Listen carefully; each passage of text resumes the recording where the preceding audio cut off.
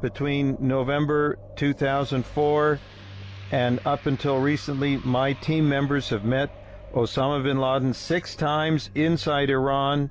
We have repeatedly notified the U.S. government and only received, first we were ignored, then we were obstructed, and then we were threatened. No. I mean, that doesn't surprise me. Can become, his staff advisor was saying, you can become the next president if you help Alan bring bin Laden back. We discussed that we were going to give him a share of the rewards for justice money, which is $50 million. He was all excited, but then he said twice, he said, I cannot ask permission from Leon Panetta to work with you to get bin Laden out of Iran, but I can ask my good friend Leon Panetta if he has any objections. You're still there, sir?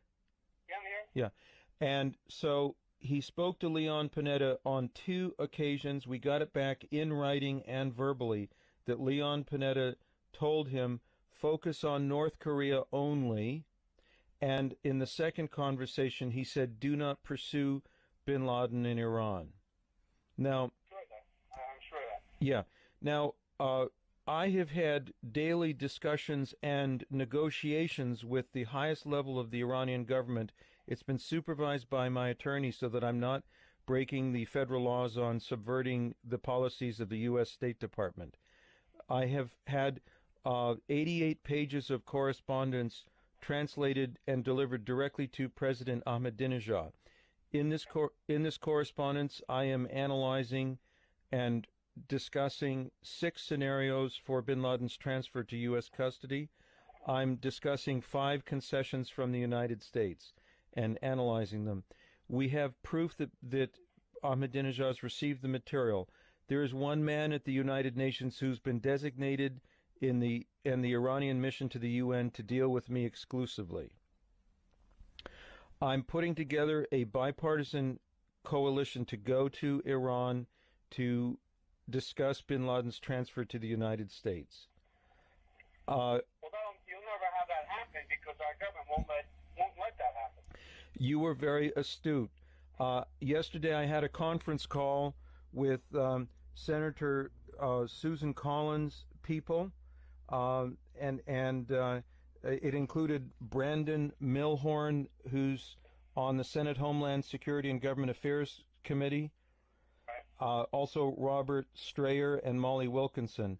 My request to Collins is that we get Collins and Lieberman and you to accompany us to the Oval Office to tell the president that this is a ticking time bomb, and if they will not, that he's got to designate you and Susan Collins and Lieberman to negotiate with Iran. And if he will not do so, we will go public about this in a way, because we've now determined without any doubt, I've got the proof, that Hillary Clinton's fingerprints are all over this policy. She has actually inherited the policy from the Bush administration and enlarged the... Hillary Clinton. Oh, Hillary, yeah. There were 3... What's that? I'm going to the airport now to pick up Brian Ettinger, who's one of my partners. Brian is Joe Biden's closest friend, was his first staff director. Wait till I pick him up. I would ask you to call me back. Let me have a conference call with Brian in the car with you. I'm in my car, just myself. And I'll have Brian, he just called me, which means he landed. So I'll have him in the car in 15 minutes. You want me to call you in 15 minutes, sir? Call this number back and you'll be with myself and Brian Ettinger. Okay. Ettinger is Biden's closest friend. He meets with Biden monthly. He was his first legislative director, and he's an attorney. More importantly, Brian is the unpaid chairman of the interagency organized crime task force for the U.S., which he does for Biden, which means he works with all of our agencies. And Biden sends him on secret missions, the most recent of which was to Pakistan, without the State Department involved. Now, you can't mention that while I have Brian on the phone, but I'm telling you that to give you an idea of who he is. Yes, sir. So call me back, and he just called, so he's probably getting off then call back. Very good. I will call you in 15 minutes. And also, sir, privately between us, if we can work out a cooperative agreement, I will share a significant percentage of the rewards for justice. I've always said that. And you know, Alan, let me say this. You told my daughter it was about money. It's really never been about money. You know, I had my daughter's house invaded by the FBI. You've never had that done. They did that to my daughter that you talked to 2 weeks before my election, and they never talked to her. And that intimidation and that threat, I know they've talked to you, but you've never had that done publicly. That was done to me. Yes. My book will be out this year, which is being written by a U.S. attorney, Yes. 23, who is Brian Ettinger's best friend, because he wants to bring out the truth, which is going to rock this country to its roots. So that's been my concern all along. The 5-year statute on being able to do anything against me ends this year. I'm a big supporter of you, sir, and I never wanted to offend anybody, and forgive me for calling your daughter. No, I thought you talked to her, but, you know, you told her that it was about money. My daughter's house was raided by the FBI 2 weeks before. That's what it's about. I see. It's about me not wanting my family abused. I understand, yeah. They never talked to her. Yeah. They raided her to create an incident to get me out of office. Yes. Partly because I was dealing with you. I don't know. Well, I know the CIA set me up because I know the names of the people in the agency from other friends. So it's not, I mean, obviously I can't work for free, but it's more about my stability and my security and my family's security. But let me have this call with Brian. Yes. It's now 11:35 Eastern Time. Yes. Call me back at 11:50 when I have him in the car. I will call you at 11:50. Thanks, Al. Yes, sir. Yeah.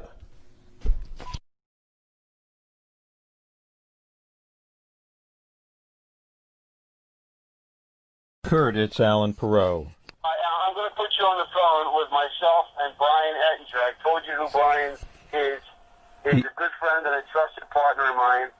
He has access. He doesn't get paid. He does this as a favor for Biden with the Interagency Organized Crime Task Force that works with our agencies. Yes. But he's also very close to Biden on a number of issues. He was his former staffer. Excellent. I trust him with my life, and we're business partners. So I'm going to have you. I've told him about you. You don't have to go through all the background about who you are. Okay. But I want you to tell him the most recent situation, and then Brian and I are going to talk about it because we're going to have to New York together. So we'd like to put you on speakerphone now and introduce you. Yes.